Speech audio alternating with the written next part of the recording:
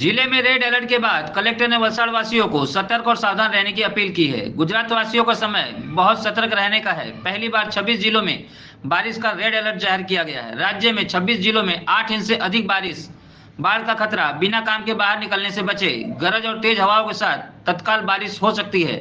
1152 लोगों को निचले इलाकों से हटाया गया है। वलसाड़ जिला में 2 દિવસ માટે રેડ એલર્ટ જાહેર કરેલું છે। અત્યારની સ્થિતિની વાત કરીએ તો ભૈરવી ખાતે પાણીનું લેવલ 5.75 મીટર છે, એટલે સેફર ઝોનમાં છે। એવી રીતે દમણગંગામાં પણ ઇનફ્લો 55,000 જેટલો છે અને આઉટફ્લો 38,000 જેટલો છે।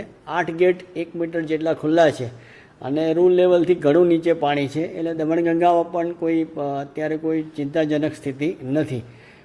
ગઈકાલે જિલ્લામાં એવરેજ 8 ઇંચ વરસાદ પડ્યો અને ફોર્ચ્યુનેટલી બપોર પછી લગભગ વરસાદ ઓછો હતો, એટલે શહેરી વિસ્તારોમાંથી બધે જે પાણી ભરાયા હતા એ પાણી ઓસરવા માંડ્યા હતા। આજે પણ સમગ્ર જિલ્લામાં એવરેજ 1 ઇંચથી હજુ સુધી વધારે વરસાદ પડેલો નથી, એટલે વધારે પાણી ભરાવાના કોઈ પ્રશ્નો છે નહીં હાલમાં। ગઈકાલની સ્થિતિ આપણે જે શહેરના 2 નીચાણવાળા વિસ્તારો છે, કાશ્મીરનગર ને બરુડિયાવાડ, અને નજીકમાં ભાગડા ખુર્દ, લીલાપોર, બરડિયાવાડ, ખાડિયા નનકવાડા અને વેજલપોરમાં એમ 6 નીચાણવાળા વિસ્તારમાંથી 1152 લોકોને સ્થળાંતર કરેલા છે।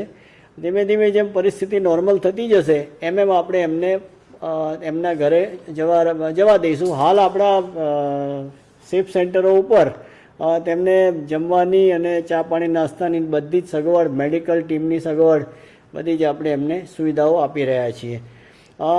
એક ખાલી આજના ઇન્સિડન્સની વાત કરીએ તો ભાગડા ખુર્દ હનુમાન ભાગડા જે કહેવાય છે ત્યાં આગળ એક 3 માસની પ્રેગ્નન્ટ લેડી હતી, એટલે એને મિસકેરેજનું કંઈ ઇસ્યુ હશે, એટલે પોલીસ અને NDRFના જવાનો પહોંચી ગયા અને એને રેસ્ક્યુ કરી અને હોસ્પિટલ પહોંચાડી દીધી છે।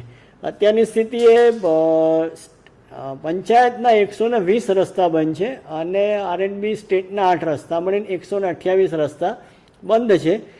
વરસાદની પરિસ્થિતિ નોર્મલ થતી જશે એમ રસ્તા રિપેરિંગ કરી અને ખોલવામાં આવશે। હાલની સ્થિતિએ જો જિલ્લાની વાત કરીએ તો વલસાડ જિલ્લામાં અત્યારે એવી કોઈ પૂરની બહુ ચિંતાજનક સ્થિતિ નથી, પરંતુ 2 દિવસ માટેનું રેડ એલર્ટ હોય તમામ વલસાડવાસીઓને મારી અપીલ છે કે તેઓ સાવચેત રહે, સાવધાન રહે અને પૂરની કોઈ પણ પરિસ્થિતિનો ઊભી થશે તો આપણે એનો સફળતાપૂર્વક સામનો કરીશું।